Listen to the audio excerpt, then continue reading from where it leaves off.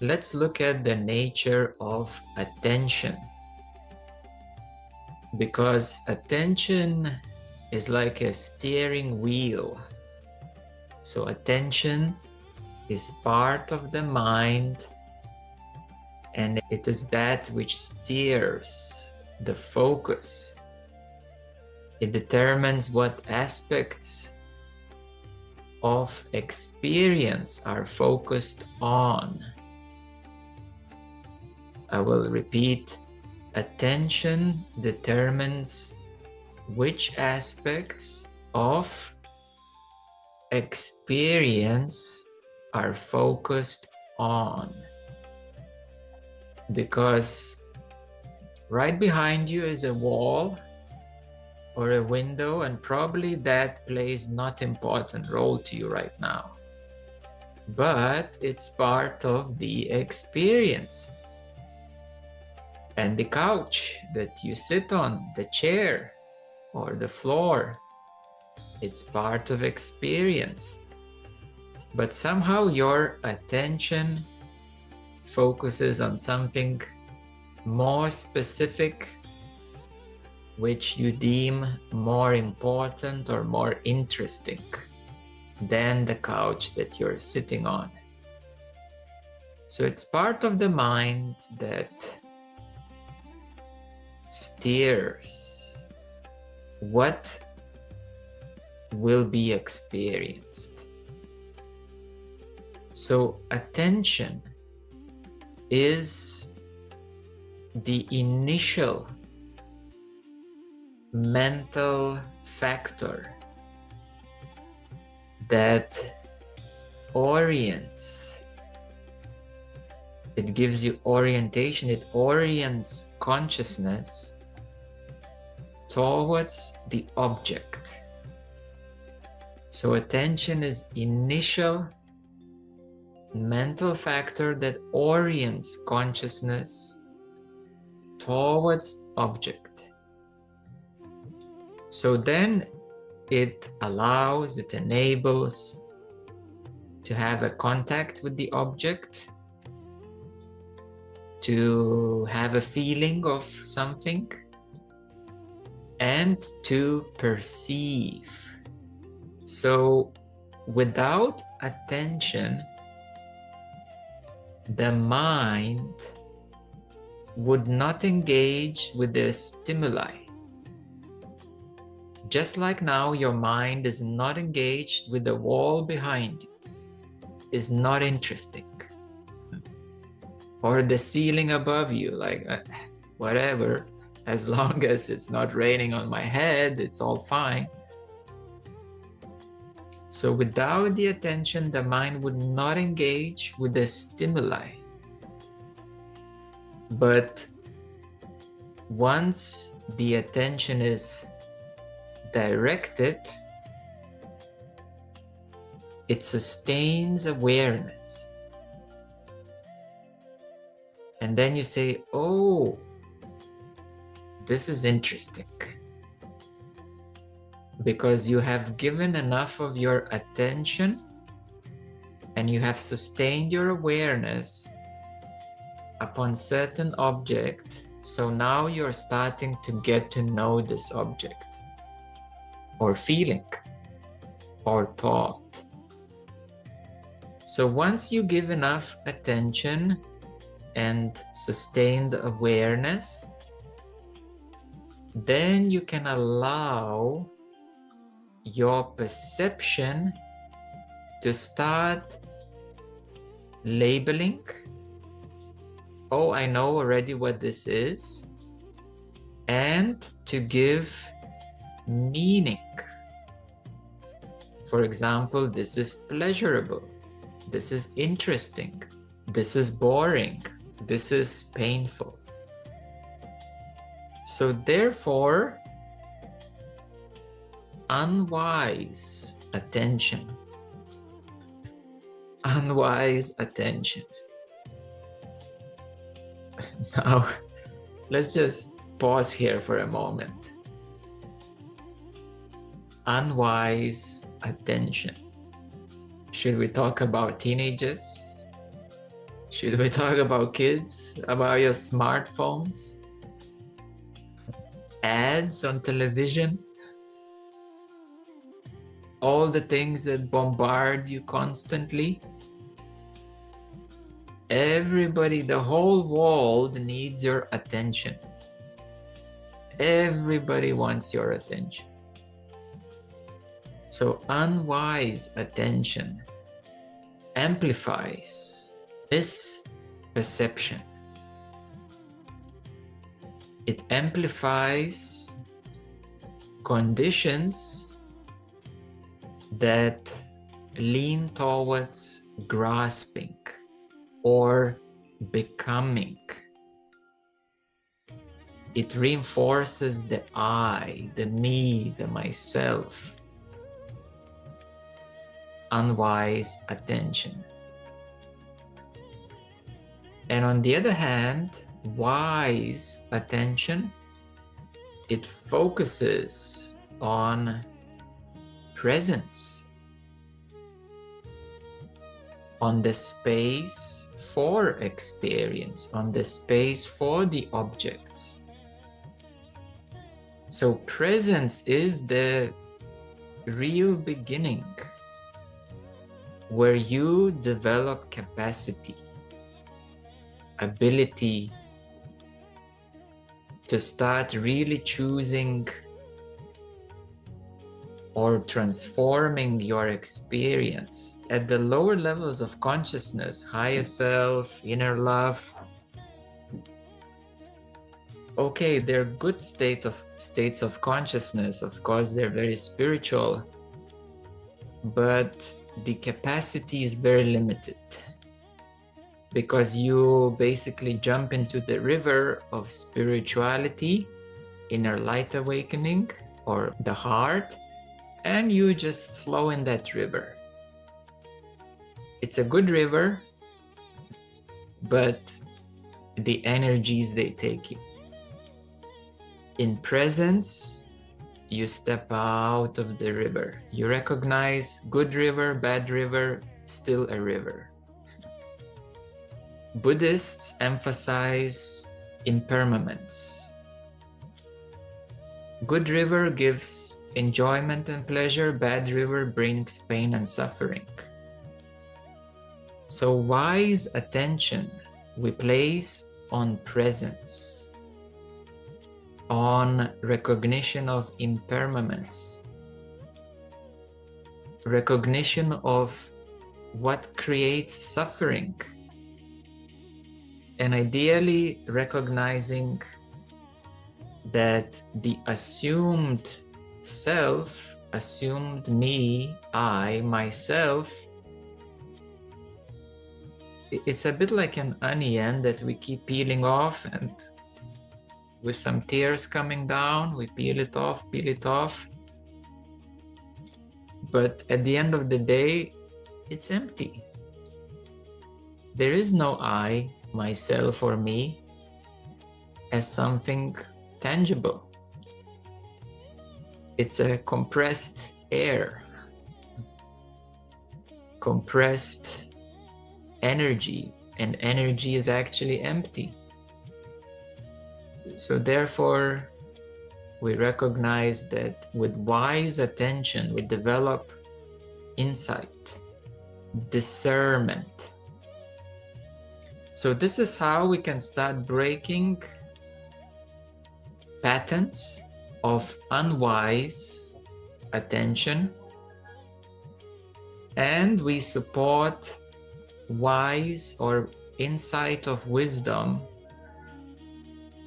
that supports expansion of consciousness towards non-dual state, towards awareness as well. So attention plays a key role. Now, perception. Perception is a fixed point. It's like a fixed point at the back of your head that you kind of know what this is all about, but you're not really sure or always really certain.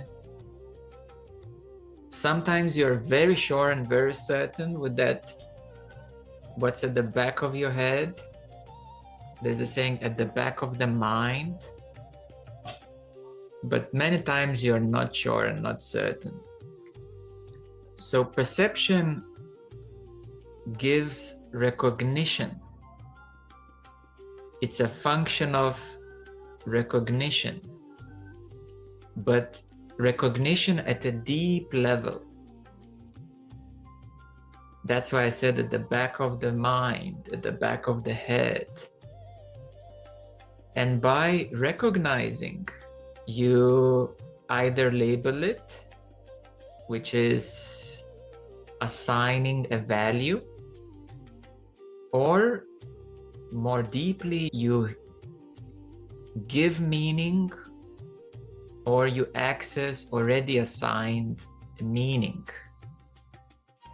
to the experience. So perception, we could say, some of the hardcore perceptions that you have built, one of the biggest hardcore perception is your worldview. How you see the world. The world is tough. The world is difficult. The view of life. You say life is tough. I had some bad marriage. I had bad jobs and some ruined friendships. It's a disaster. Life is bad. World is bad. But is it though? Is that what the whole world is like? No. So some of these deepest hardcore perceptions is how you see life, how you experience the world, but not how life or the world actually is. So I like to say that there are 8 billion human worldviews. There are billions of bird worldviews, that birds that fly in the sky, and they see those clumsy humans walking or driving their vehicles. There are billions of animal worldviews. There are billions of fish underwater worldviews. And these fish, they look through the waves of the ocean and they say, what are these guys doing out there where there's no water? How do they live up there? For them, it's alien. There are billions or trillions of smaller, like all sorts of flies and insects and all of it, worldviews, perceptions of reality. For everybody is real, their world is real, but what is real? What do we call reality? What do we call the world? Life. What we call the world life is only what we know, how we perceive. But how the world or life actually is, well, it's just one planet with all these billions of world views, life views, perceptional views, reality views. So what is then the world, life, or reality? Just looking at when scientists say that if I want to believe in aliens, I need to see one. But what if that alien exists beyond the spectrum of visible light? How will you ever see him or her or it? because the human visible spectrum is very tiny, and the visible spectrum, or the spectrum of light, is way bigger. Now we have instruments, infrared and neutrino detectors and all sorts of instruments where we can pick up many more things than what we can perceive. So we start to expand the range of grasping of reality, or getting to touch what is this reality up here, because we can only see here, but what is it here, and what is it here and there. And then humans, of course, assign that this is normal perception and this is extrasensory perception. Just a few decades ago, they called those with extrasensory perception, they called them cuckoo. Like they're seeing stuff that is not here.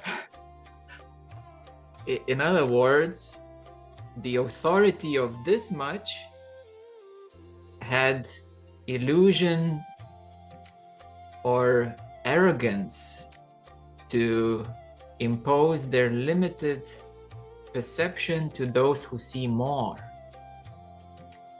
So actually those who see more have been patient and wise, because those who see very little have been behaving like kids for a long, long time. So perception synthesizes raw sensory data, because you get millions of sensory data point views every second, and perception synthesizes all of it real time into what it can identify. Oh, okay, this I know, this feels okay, this feels pleasant, this feels not pleasant. Oh, this is painful, don't touch the fire. What do the children do when they learn to crawl and walk around? They taste everything, they put everything in their mouth, they touch everything. They want to touch the fire, they don't know if it's painful or not. They put their hand in a poop and they put the hand here and there because they're learning what is what. So via perception and identifiable concepts, this is how we base our past experiences and how we condition negatively and somewhat positively. That's how conditioning happens. So we need to decondition, deprogram from illusion, Maya. Now it's Maya, it's illusion. We always perceived something like this, but it's not how it is. We always thought the world is a bad place, but it's not how it actually is. It's actually a very, if we really look around, it's an extremely life-supporting place. It's a very abundant place, our planet, very life-supporting place. It's a beautiful place, actually. If we expand our vision cosmically, we see it's planet Earth is one of the jewels, like a diamond, among many rocks and asteroids and bare moons. Like, do you want to live on Mars? There are no trees. I didn't see any trees in the pictures from Mars. Did you see a nice beach on Mars? I haven't seen a nice beach on Mars. Birds, fish? No. So I don't know why Elon wants to go to Mars. It's doesn't look so exciting to go there. Anyhow, that's how conditioning works. That's how we assign meaning. And how many philosophers were debating the meaning of life, the meaning of the world, the meaning of the human nature. They debated that for hundreds of years on this amount of, we could say, old school perception, because there is a lot of extrasensory perception. And they've been debating on only this portion of perception. So due to perception and attention, that's how we can develop distorted life view, distorted worldview, which is basically ignorance. You remember the satsang? I am ignorant. Now I'm explaining you how you're ignorant. How your perception and attention create distorted sense of reality, meaning of reality, and experience of reality. And then you say, I always feel like this. I always feel heavy about this and this and that. Life is weighing on my shoulders. And why not life is all bliss and all love? What is weighing on your shoulders? Distorted perceptions. Unwise attention. So these accumulate. They can even be delusional, like completely wrong or insane, even by the primitive human standards. That's how far it can go. So it's a very subtle mechanism that functions very fast. A very subtle mechanism that functions very fast. And then without conscious awareness, it all just happens. Like boom, boom, boom. And then we say, the average Joe, he says, well, that's how it feels like. Because it happened so fast, automatically, without any conscious awareness, that he doesn't know what happened, how it happened, and why one is feeling like that. No idea. Well, now we're reverse engineering, reversing, de-engineering.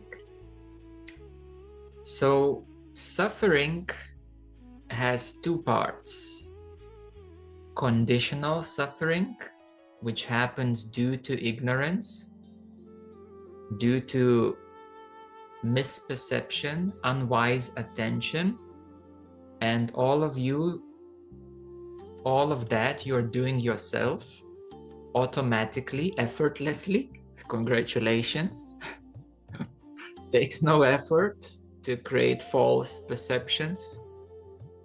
And that's called optional suffering or automated suffering. And then there is actual pain. There is actual pain, if you hurt, it's gonna hurt. If you hurt your hand or your finger, you will feel the pain, but pain is pain. It's how it is. It's how it feels. But typically, people suffer 100 times more here than the actual Sometimes I remember many times actually, I would be maybe in a construction site. My parents were renovating their home and we had to carry something, and then I bruise, let's say, my leg or my hand, and I notice only later, oh, there is a bit of like little blood, and oh, where did that come from? And when I look at it, then I can feel some pain there. And it's like, oh, I didn't even know it until I looked at it and saw it, and oh, there's pain also there. But without any story, without the 1,000-fold optional suffering, the pain is just a pain. Of course, a little disclaimer that there can be certain diseases and certain physical pains that can be very painful, and they are truly painful. But in terms of the nature of suffering, pain is pain, but suffering, that is optional. That is due to Maya, ignorance.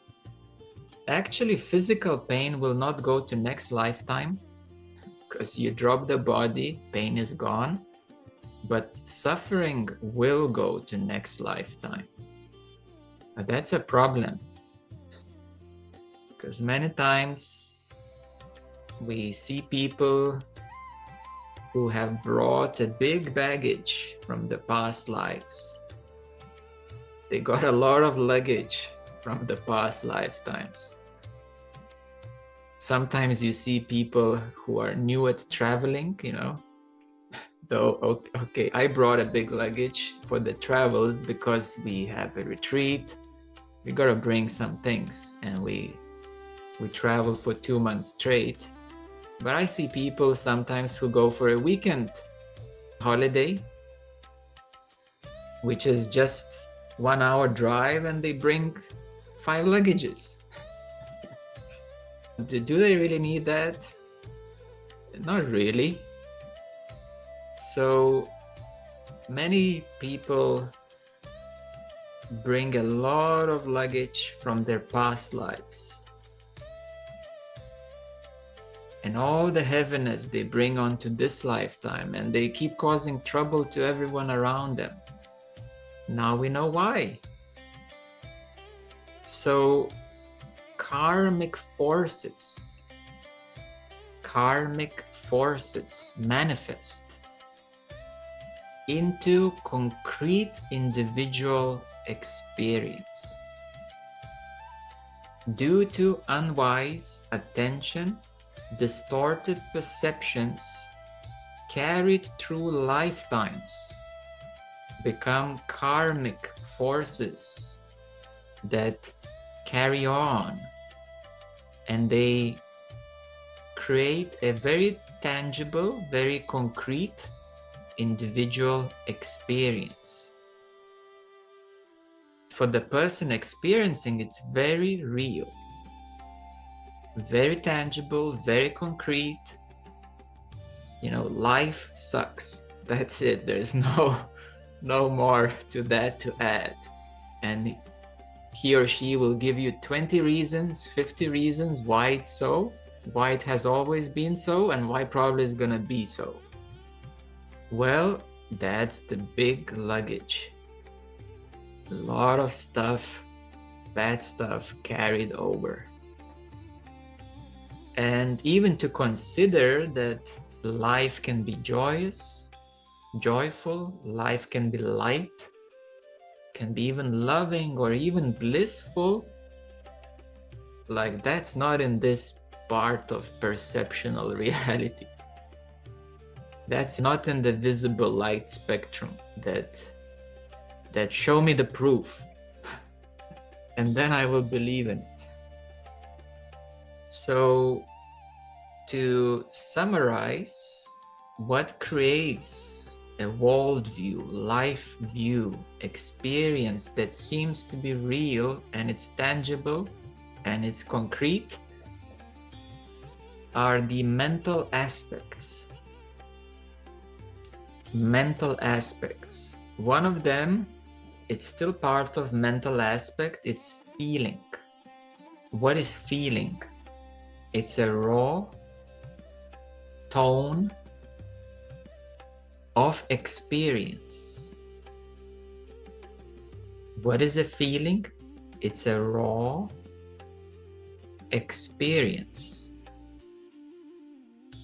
And this is a mental aspect. Though you say, I feel it in my heart, I feel it in my gut, I feel it in my bones. Wherever you feel it, it's actually part of the, not thoughts necessarily, but the mind. Perception is a recognition, labeling, assigning meaning to the sensory data that we pick up. Another mental aspect is intention, which is like a will or impulses. Will is stronger, directed impulses can be very quick. Another key mental aspect of karmic forces, how they shape and form, is a contact, which is the initial mental impression from the senses. It's a contact. Like first time ever you touch something, that's a contact. And now you know the texture, the flavor. And most importantly, it's attention, which directs, steers like a captain. It directs, it steers awareness. So these factors or aspects of the mind are very dynamic, they're interdependent, and they create your experience in a very real way. It appears to be very real, very tangible, very concrete, of life, the world, and reality. These are some of the deepest ones.